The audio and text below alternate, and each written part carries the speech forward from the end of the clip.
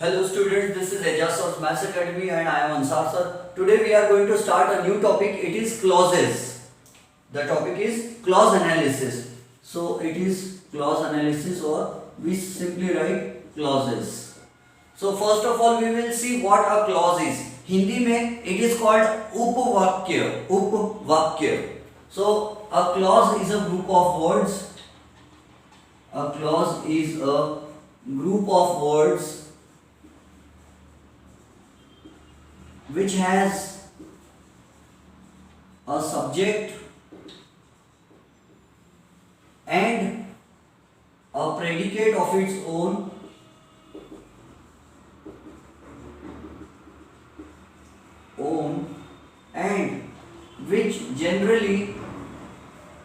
and which generally forms a part of a larger sentence. So this is the definition of a clause. A clause is a group of words which has a subject and a predicate of its own and which generally forms a part of a larger sentence, longer sentence. What does it mean? What do we mean by a subject? So we have already studied in previous lectures. Any noun or pronoun or noun phrase which comes before the verb is called a subject. He is going to school, so he is subject. Raju and Rani are playing cricket, so Raju and Rani is subject. So any noun or pronoun which comes before the verb is called a subject. And what is a predicate? If we remove subject from the sentence, whatever is left is called predicate. Raj goes to school, so Raj is subject. Goes to school is predicate. Rani plays kabaddi. Rani is subject. Plays kabaddi is predicate. So what do we mean by predicate? A predicate is anything. The rest of the sentence except the subject is called a predicate. So what is clause? A clause is a group of words which has a subject and a predicate of its own and which generally forms a part of a larger sentence. Okay, we will see an example. When the cat comes,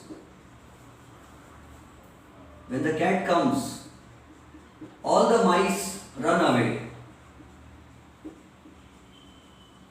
When the cat comes, all the mice run away. So when the cat comes, this part is a clause and all the mice run away is another clause. वो उधर का दूसरा clause है. So अगर हम कहें इस sentence के तो ये दोनों को मिलाकर भी it becomes a single clause, but these two are two different clauses. We can join two clauses to make a longer sentence. Here when the cat comes is called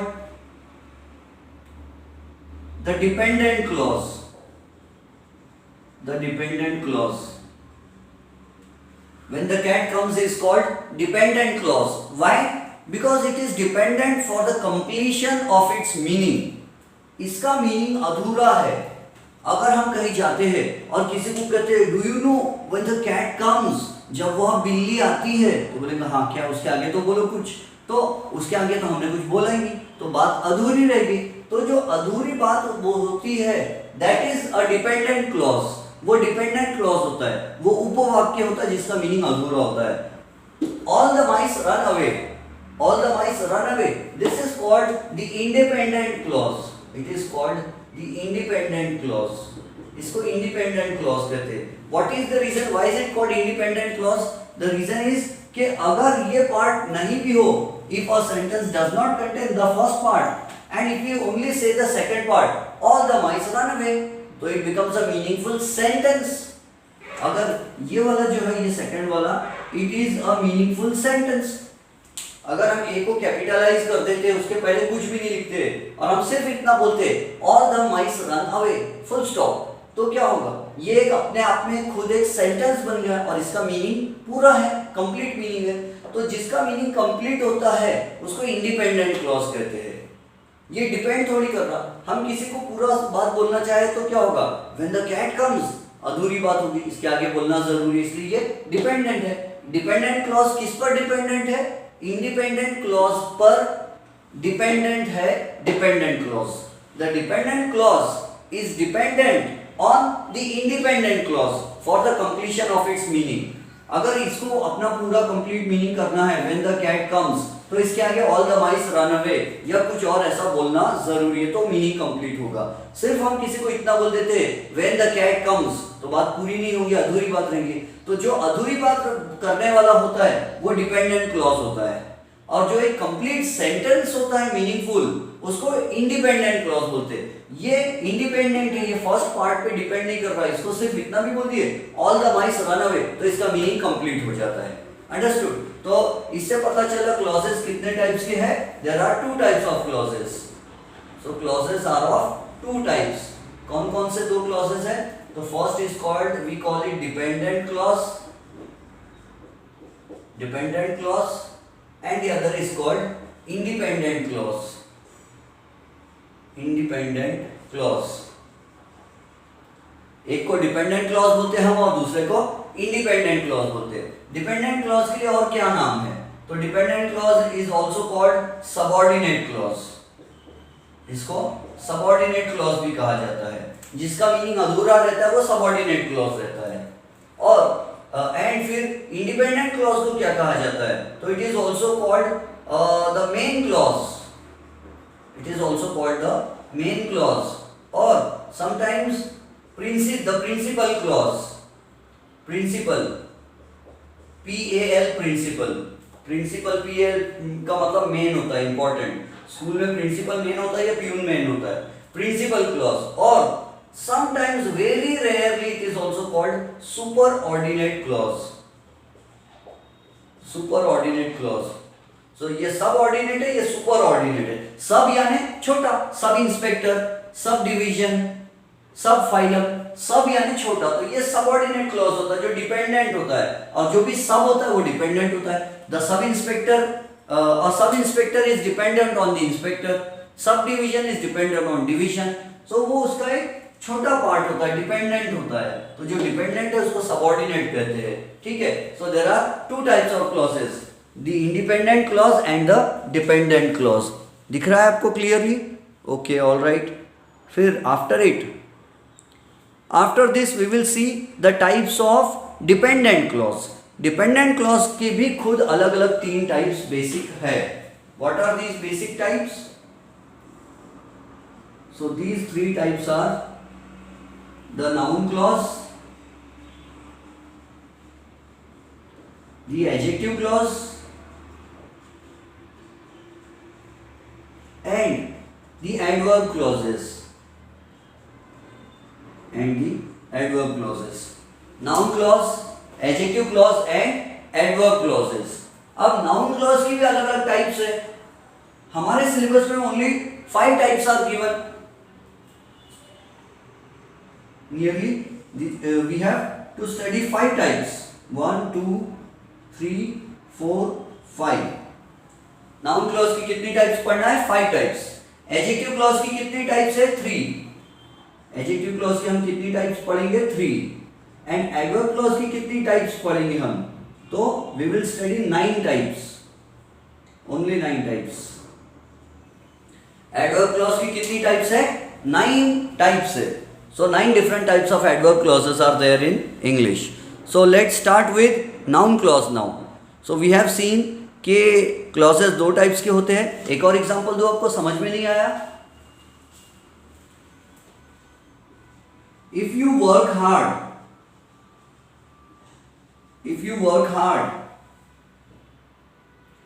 or let it be changed to, we will write another example. If you score full marks,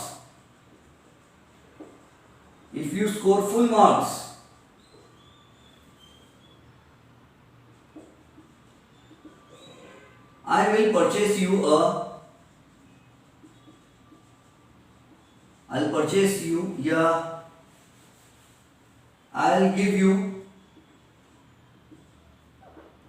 I will give you a car. It could be moped or mobile phone. So if you score full marks, I will give you a car. If you score full marks I will give you a car. Now अगर हम किसी को सिर्फ इतना बोले कि if you score full marks, उसके आगे कुछ भी नहीं बोले, तो क्या होता? Is the meaning completed? No, the meaning is incomplete. तो जिसका मीनिंग इनकम्प्लीट है दैट इज डिपेंडेंट क्लॉज। ये डिपेंडेंट क्लॉज हो गया, इसी को हम सबऑर्डिनेट क्लॉज भी कहते हैं। And I will give you a car, ये एक मीनिंगफुल सेंटेंस है ना? अगर ये नहीं भी रहा और किसी को ऐसे ही बोल दिया आई will give you a car, ऐसा अपने मन में खुश हो जाएगा, बोलेगा कार दे रहे मुझे। So I will give you a car is a meaningful sentence, that's why this is called the independent clause. ये इंडिपेंडेंट है, इसका मीनिंग फर्स्ट वाले पे डिपेंड नहीं कर रहा, और हम इसी को कहते हैं main clause. We call it the main clause. Understood? ऐसे तो बहुत सारे एग्जांपल्स हमको आगे चल के पढ़ना है। I have just given 2 examples for your understanding of the basic idea. Let's now proceed to study noun clause and its 5 types. ठीक है, वो ट्री डायग्राम देख लो, हमने क्या क्या पढ़ा? Dependent clause, independent clause. Independent clause क्या होता है? जिसका मीनिंग कंप्लीट होता है। डिपेंडेंट क्लॉज क्या होता है? जिसका मीनिंग अधूरा होता है, डिपेंडेंट होता है। अधूरा मीनिंग को डिपेंडेंट क्लॉज या सबऑर्डिनेट क्लॉज कहते हैं। और अधूरे मीनिंग वाले कितने टाइप के अधूरे मीनिंग होते हैं? तो नाउन क्लॉज भी अधूरा मीनिंग वाला होता है, एडजेक्टिव क्लॉज का भी अधूरा मीनिंग होता है, एडवर्ब क्लॉज का भी अधूरा मीनिंग होता है। So there are 3 types of subordinate clauses, noun clause, adjective clause and adverb clause.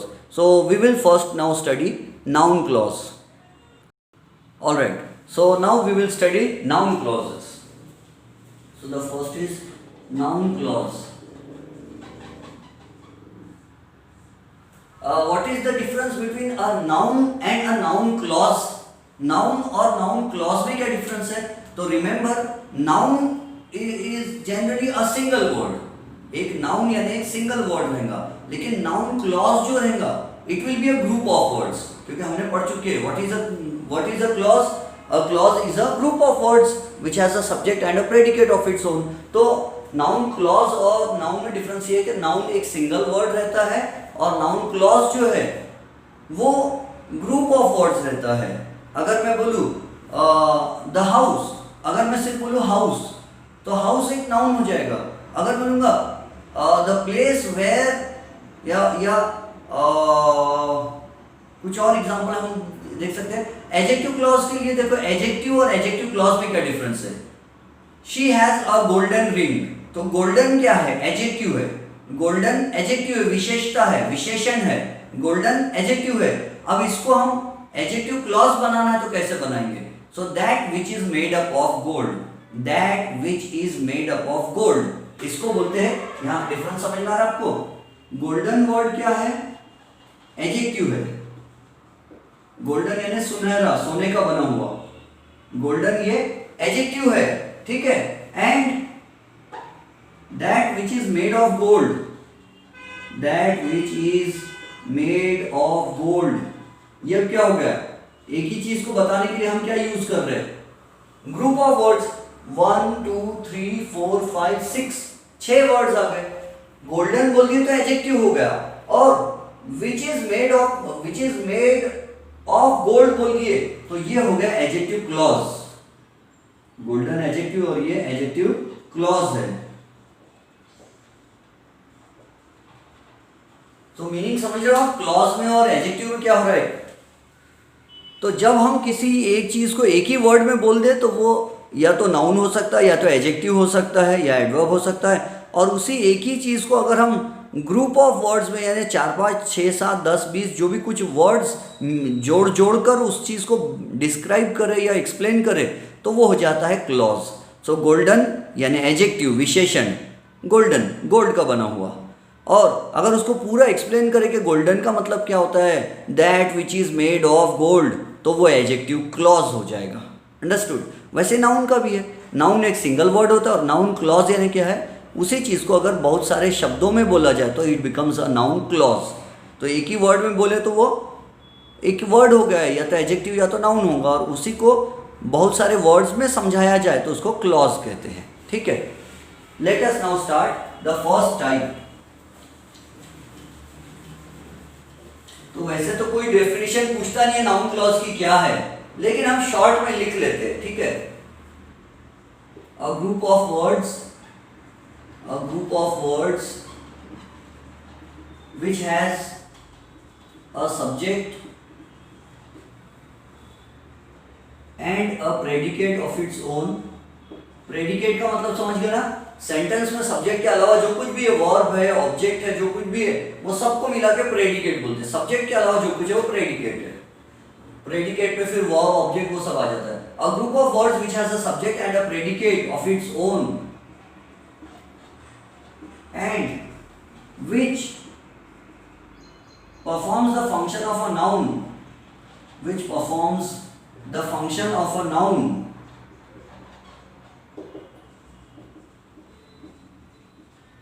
which performs the function of a noun is called a noun clause.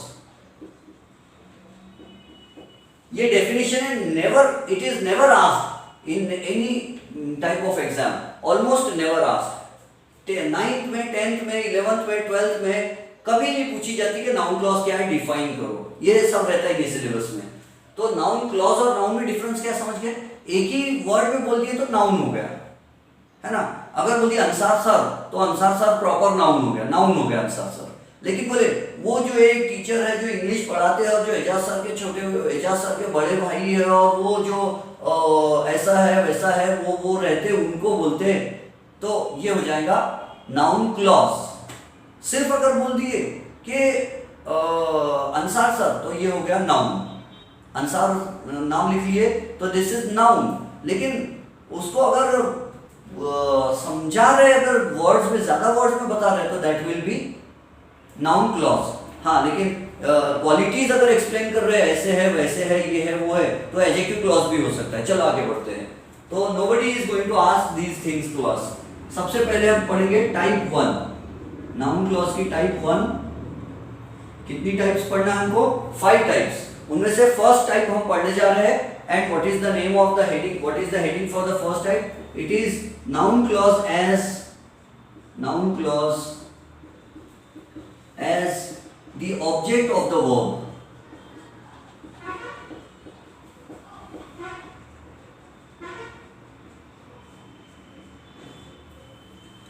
Noun clause as the object of the verb. अब object किसको बोलते हैं?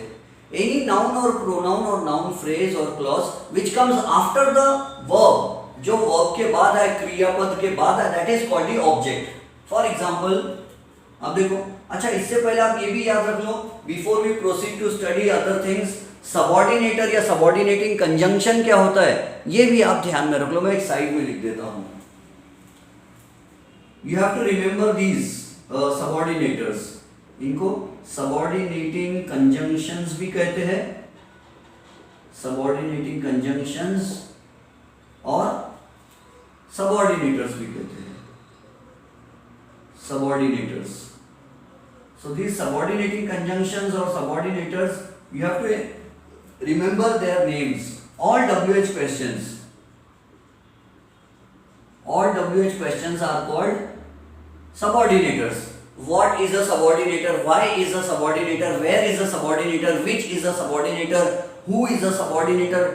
WHOM. Whom is a subordinator? How is a subordinator? All WH questions are subordinators. That is a subordinator. If is a subordinator. Whether is a subordinator. And so on. So I will explain later on subordinator का meaning क्या होता है, मैं बाद में समझाऊंगा। पहले आप सिंपली ये याद रखना कि WH questions that if और whether इनको subordinators हम कहते हैं। तो अब देखो, noun clause as the object of the verb, this is the first type। ये first type है, first heading है हमारी कि noun clause as the object of the verb. This is our first type, type 1।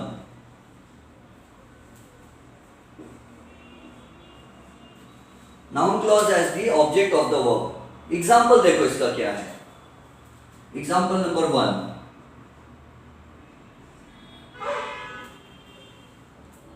Example number 1 is, example number 1,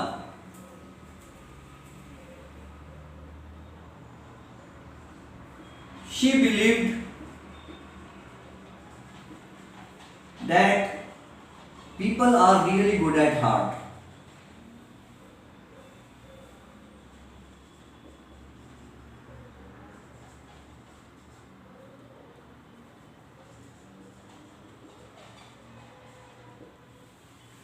She believed that people are really good at heart.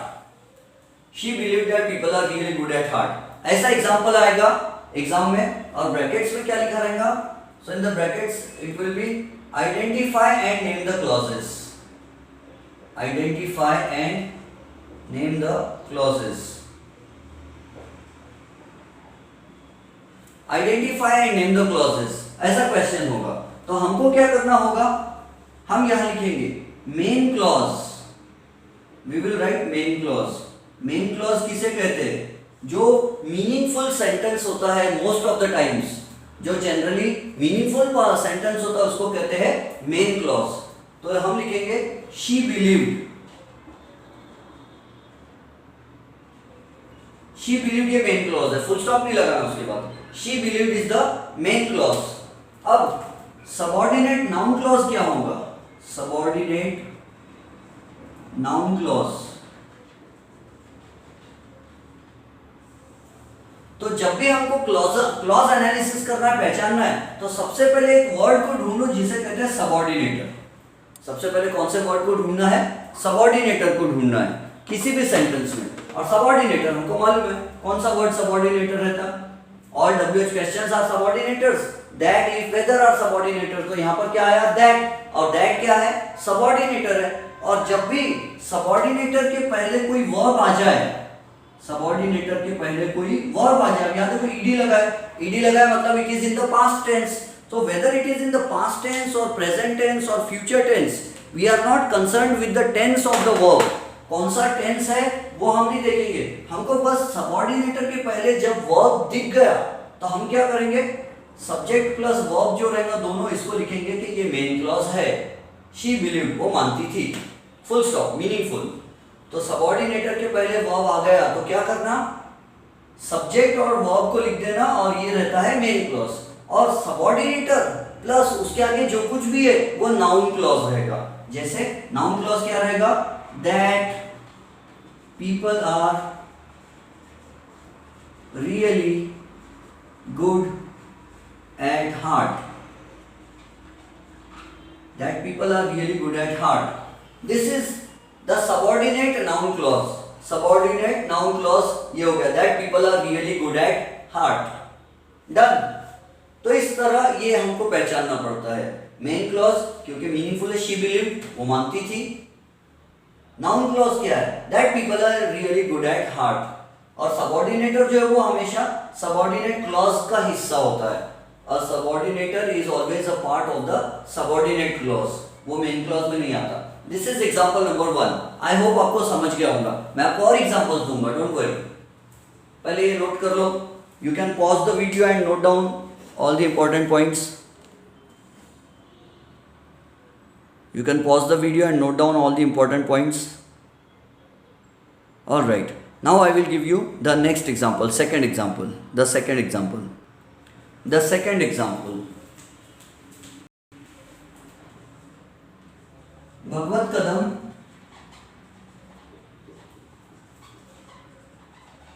Kadam decided that she would buy a welding machine.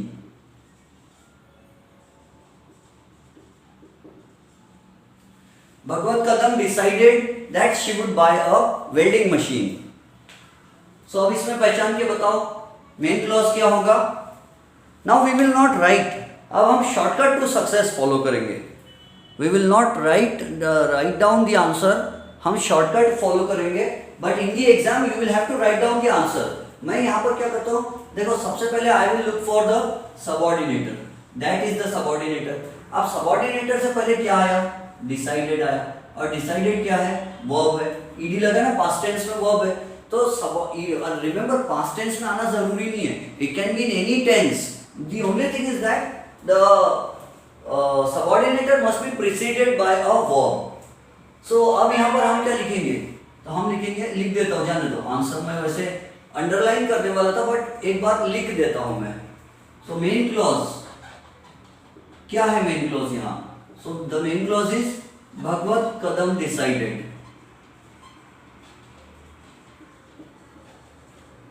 Bhagavad Kadam decided is the main clause. And subordinate noun clause कौन सा है? तो subordinate noun clause, subordinate noun clause. और subordinate noun clause हम कैसे denote करेंगे अभी? SNC। Subordinate noun clause will be denoted by SNC। आगे अपने नोट्स बनाते समय you write SNC, but in the exam 9th standard का एग्जाम हो, 10th स्टैंडर्ड का एग्जाम हो, 11th का हो, 12th का हो, in the exam we have to write the full name subordinate noun clause. ऐसा नहीं एग्जाम में लिख दिया SNC और बोले टीचर चेक करने वाले टीचर पहचान लो SNC का मतलब क्या हो सकता। They don't know the meaning of SNC, उनको थोड़ी मालूम SNC यानी क्या हो रहा है ना। तो हमको पूरा नाम लिखना पड़ेगा। हाँ, नोट्स बनाते समय हम शॉर्टकट में SNC लिख लेंगे, हमको मालूम है। जैसे हमने एक्टिव वॉइस को AV लिखा था, पैसिव वॉइस को PV लिखा था, वैसे। तो यहाँ नाउन क्लॉज कौन सा है? That she would buy a welding machine, that she would buy a welding machine. This is the noun clause. Number 3, another example. अब कौन सा एग्जाम्पल दो आपको? ये वाला।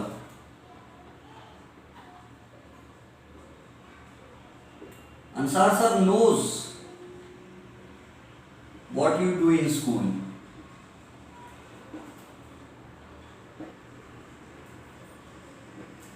Ansar sir knows what you do in school. Ansar sir जानते हैं आप स्कूल में क्या करते हो।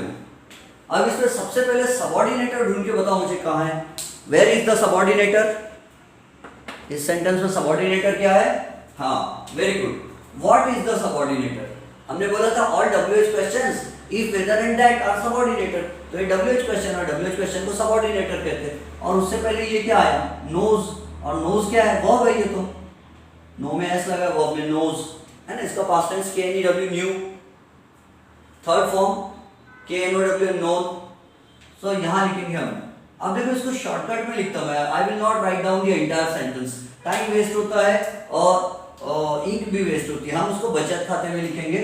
अब देखो मेन क्लॉज, सबऑर्डिनेटर से पहले वर्ब आ गया, तो अंसार सर नोज, इतना जो है this is subordinate noun clause.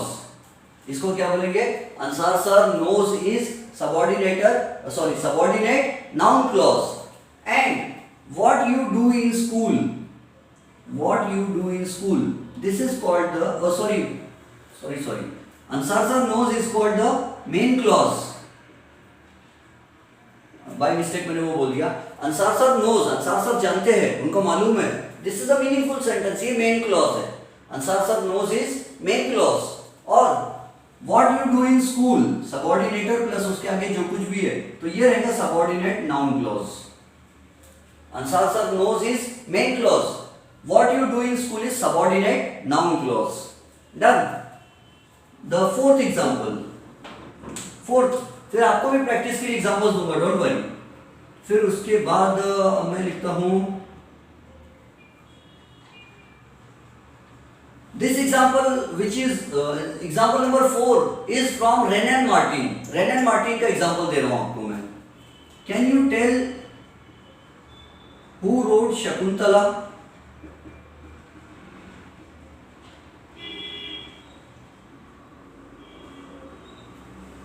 Can you tell who wrote Shakuntala?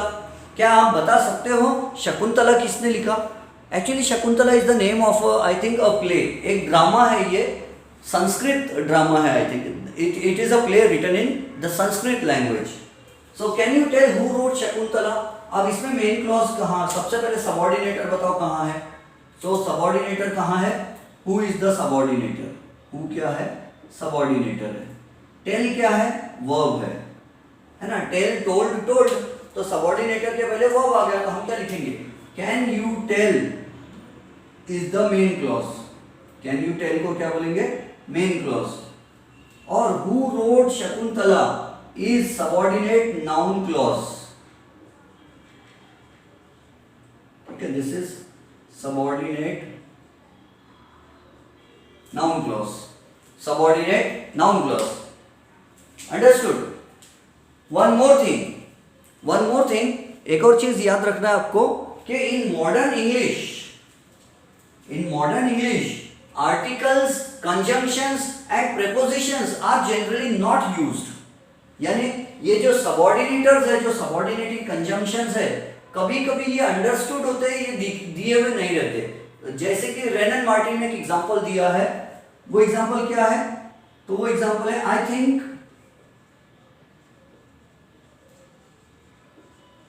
Think you have made a mistake. I think you have made a mistake. मेरे ख्याल से तुमने गलती की है. अब इसमें सबऑर्डिनेटर कहाँ है बताओ? Where is the subordinator? That है, इफ है, वेदर है, और कौन सा है सबऑर्डिनेटर यहाँ बताओ? तो सबऑर्डिनेटर तो दिख ही नहीं रहा है. दैट भी नहीं, इफ भी नहीं है, वेदर भी नहीं है, एंड कोई WH क्वेश्चन भी नहीं है. तो इट इज एक्चुअली अंडरस्टूड. ये यहाँ पर सबऑर्डिनेटर होना चाहिए था. कहाँ? ये यहाँ पर, यहाँ. और कौन सा सबऑर्डिनेटर होना चाहिए था? That. I think that you have made a mistake. मैं सोचता हूं कि आपने है की एक गलती. तो I think that you have made a mistake. तो ये जो दैट है ये अंडरस्टूड है. ये दैट क्या है? It is understood. कभी कभी ये दैट लिखा हुआ नहीं रहेगा तो भी हमको सही पहचानना है. तो अब हम क्या लिखेंगे? ये दैट क्या है? सबऑर्डिनेटर. उसके पहले थिंक आया, और थिंक क्या है? वर्ब है, प्रेजेंट टेंस वाला वर्ब है थिंक. तो I think is the main clause. I think क्या हो जाएगा? It will be the main clause. I think main clause हो जाएगा. और you have made a mistake will be subordinate noun clause. You have made a mistake, ये क्या हो जाएगा? Subordinate noun clause.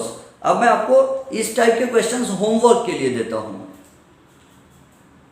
I will give you such types of examples for homework.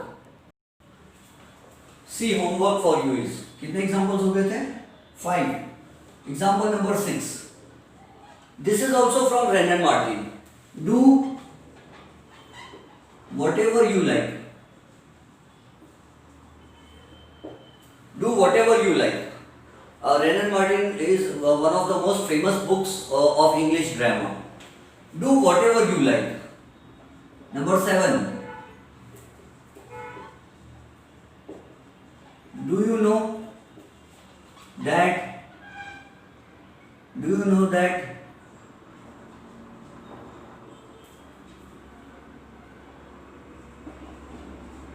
two twos are 4? Do you know that two twos are 4?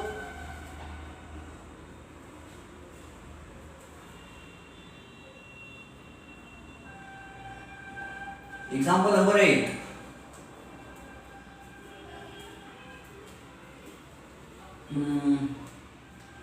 I can make hundreds of examples. मैं खुद hundreds of examples बना सकता हूँ, लेकिन मैं सोचता हूँ कुछ बुक से ढूंढना चाहिए. ये जाने तो मैं अपने मन के एग्जाम्पल्स दे देता हूँ. And while studying the textbook आप उसमें ढूंढ लिया करो कि कहाँ मिलेगा. तो see, we will write. कौन सा वाला लिखो? She wanted that I should help her. She wanted that I should help her.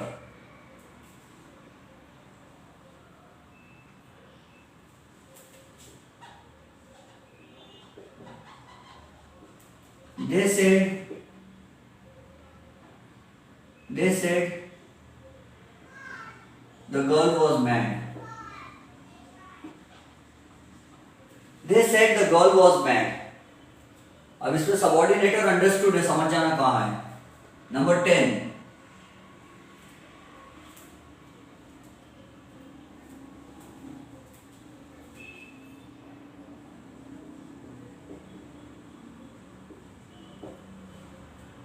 You cannot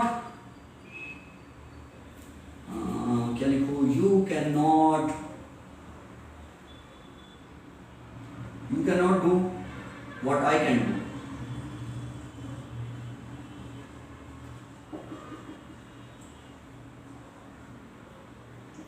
You cannot do what I can do. You cannot do what I can do. So these are your examples for practice. Okay, you will solve them. Now we will proceed to study the second type of questions. Sorry, not the second type. It is the second type of noun clause. So noun clause का second type हम लिखते हैं. Type 2. It's type 2. और यहाँ heading होगा noun clause as the object. देखो पहली type में ऑब्जेक्ट ऑफ द वर्ब क्यों बोल रहे थे, क्योंकि वर्ब के बाद जो है वो नाउन क्लॉज चालू होता. नाउन क्लॉज कहाँ आता था, ऑब्जेक्ट की जगह आता था. ऑब्जेक्ट किसको बोलते हैं, जो वर्ब के बाद आता. तो नाउन क्लॉज वर्ब के बाद आता था, इसलिए नाउन क्लॉज को ऑब्जेक्ट बोला जाता था. अब यहाँ नाउन क्लॉज किसका ऑब्जेक्ट रहेगा, यदि किसके बाद आएगा. ऑब्जेक्ट होने का मतलब है किसी चीज के बाद आना. तो noun clause as the object of the infinitive. तो इंफिनिटिव के बाद आएगा noun clause as the object of the infinitive.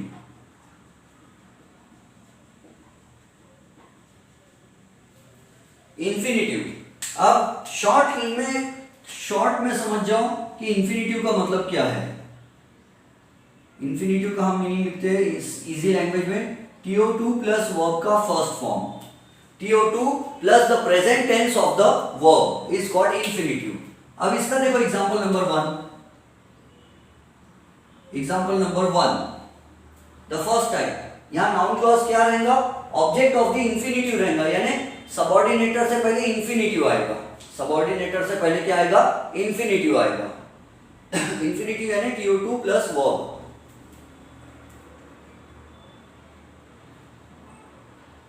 I want to say that the world is going to be destroyed. Is going to be destroyed. I want to say that the world is going to be destroyed. I want to say that the world is going to be destroyed. अब इसमें क्या है, तो सबसे पहले हम क्या ढूंढते हैं, सबऑर्डिनेटर. कहाँ है सबऑर्डिनेटर, दैट इज द सबऑर्डिनेटर. उसके पहले क्या है, टू से क्या है, टू इज प्रीपोजिशन, से क्या है, वर्ब है. Preposition two plus verb V1 आ गया, तो दिस इज इंफिनिटिव. टू से को क्या बोलते हैं, टू से को बोलते हैं इंफिनिटिव. तो अब हम क्या लिखेंगे, अब हम लिखेंगे मेन क्लॉज. और मेन क्लॉज क्या रहेगा, I want to say will be the main clause. And subordinate noun clause क्या रहेगा, तो सबऑर्डिनेट नाउन क्लॉज क्या रहेगा, वो रहेगा that the world is gonna be destroyed. The world is going to be destroyed. The world is going to be destroyed. The world is going to be destroyed. This is the second type. I hope आपको example समझ गया होगा second type का. अब एक और example, उसी के नीचे we will study the next example. नहीं, अब हम उसके ऊपर लिखेंगे. आई विल इरेज एवरीथिंग, फिर हम the next example is number 2. I want to know where you live.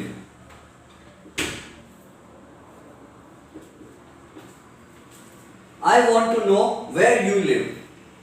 अब इसमें सबसे पहले सबऑर्डिनेटर कहाँ है, तो the subordinator is KNOW, know. This know is the sorry इसमें सबऑर्डिनेटर कहाँ है, where is the subordinator, where is the subordinator. ये WH क्वेश्चन है, इसलिए सबऑर्डिनेटर है. उससे पहले क्या आया, टू नो. ये दिस इज 2 प्लस V1, इसको बोलते हैं 2 प्लस V1. और 2 प्लस V1 का मतलब ये क्या है, this is infinitive. This is the infinitive, ये इंफिनिटिव हो गया. Now we will write. अब हम क्या लिखेंगे, मेन क्लॉज, और क्या लिखेंगे, I want to know is the main clause. उसके बाद फुल स्टॉप नहीं लगाना. देन सबॉर्डिनेट नाउन क्लॉज, ये नाउन क्लॉज की दूसरी टाइप है। नाउन क्लॉज कैसे पहचानना, या तो सबॉर्डिनेटर से पहले वर्ब रहता है या तो सबॉर्डिनेटर से पहले इंफिनिटिव रहता है। और यहां होगा where you live, where you live. Understood? I hope 2 example से आप समझ गए होंगे। अब आपको 1-2 प्रैक्टिस के लिए दे देता हूं। Number 3,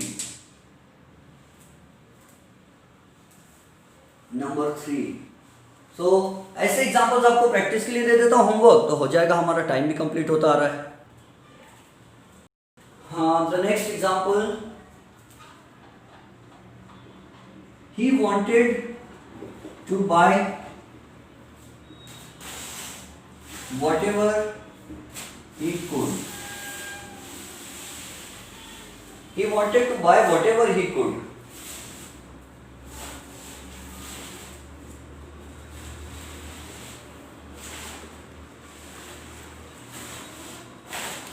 The CID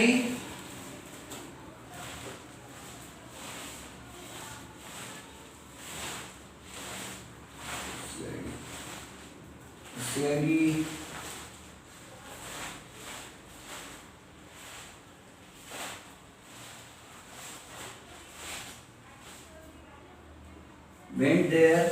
The CID went there to see what had happened.